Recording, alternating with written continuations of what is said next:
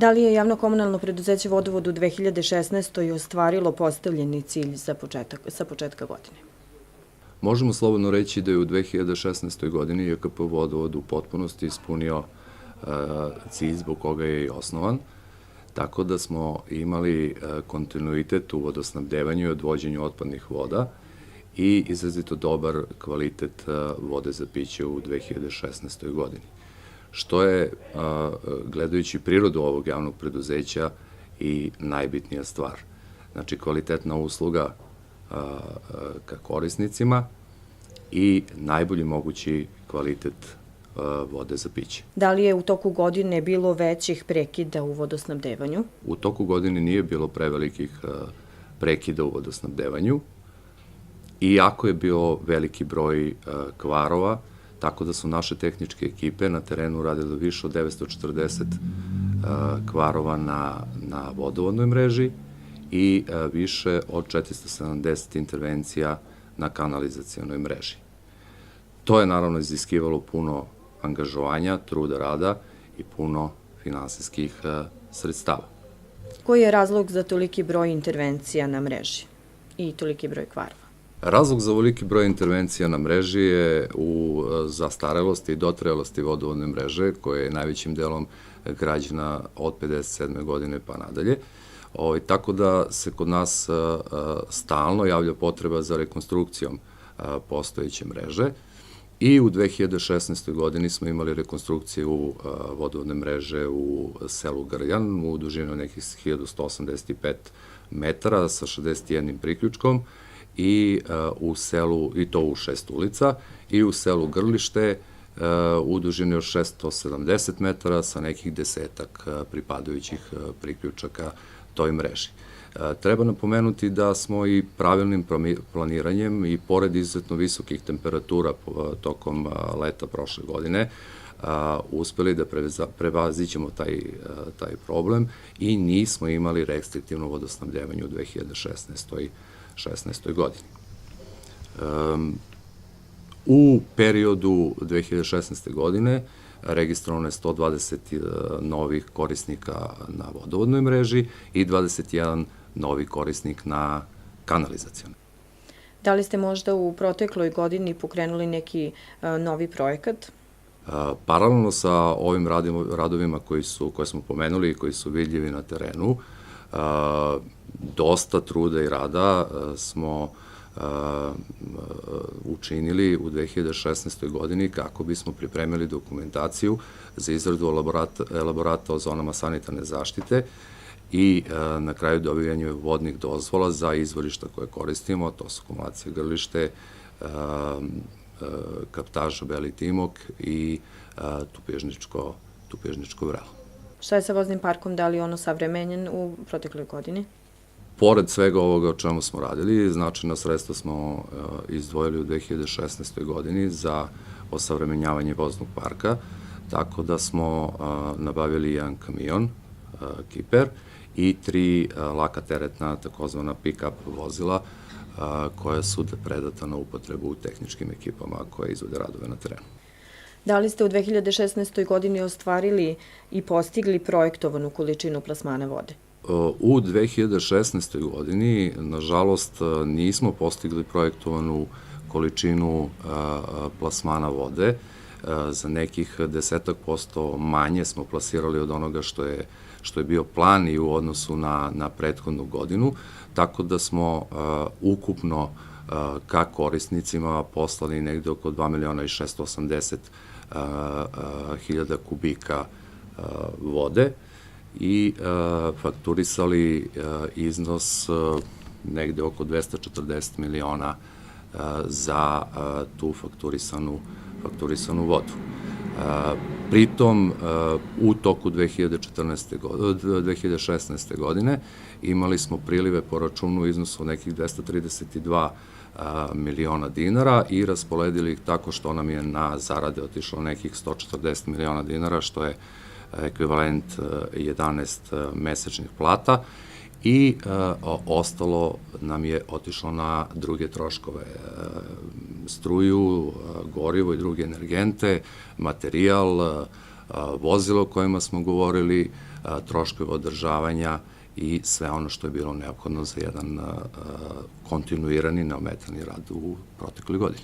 Kakav ste odnos potraživanja i obaveza uspostavili u 2016. Mi imamo tu, da kažemo, jedan pozitivan trend u smislu da su nam potraživanja daleko veća od obaveza već godinama unazad, tako da se naša potraživanja nalaze na 31.12. nalaze na nivou oko 180 miliona, od toga su nekih 58 miliona budžetski korisnici, a ostalo su naši građani, znači korisnici fizička lica i privreda, ostatak privrede koji posluje na ovom terenu i koristi našu vodu iz sistema. S obzirom da je dug u odnosu na 2015. veći za 50 miliona, šta to znači za vaše poslovanje?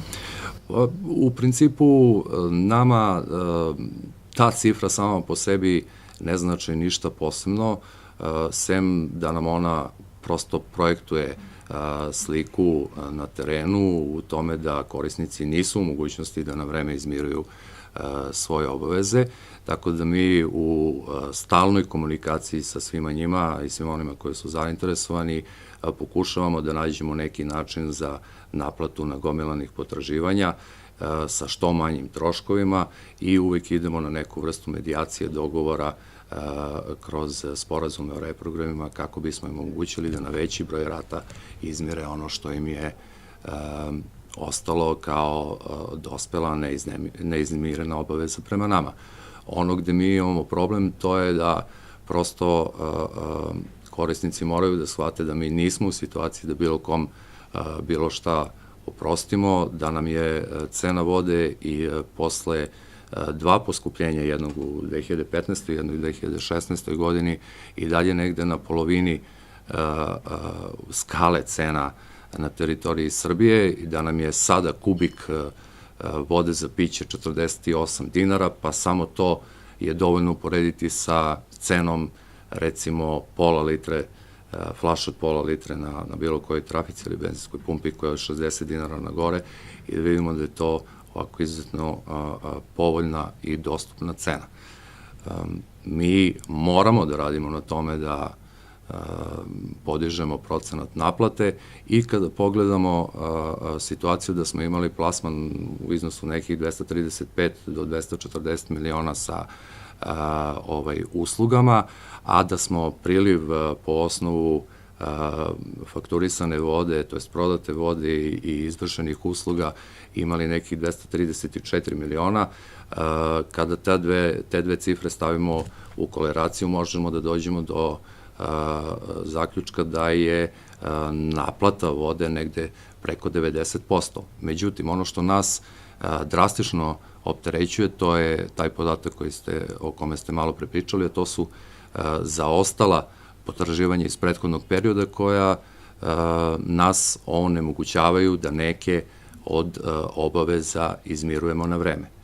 Kako je naša najveća obaveza, u stvari obaveza prema korisnicima, našim građanima i privredi, mi prosto ne možemo dozvoliti da na bilo koji način ugrozimo poslovanje ovog preduzeća, ne smemo dozvoliti da nijednog trenutka račun bude u blokadi kako bismo mogli kontinuirano i pravovremeno da nabavljamo materijal koji nam je neophodan za sanaciju kvarova na terenu, materijal koji nam je neophodan za održavanje samih sistema i sve ono što nam je neophodno za proizvodnju i plasman vode, znači hemikalije za prečišćavanje vode, hemikalije za ispitivanje kvaliteta vode u internim laboratorijama koje prate proces proizvodnje.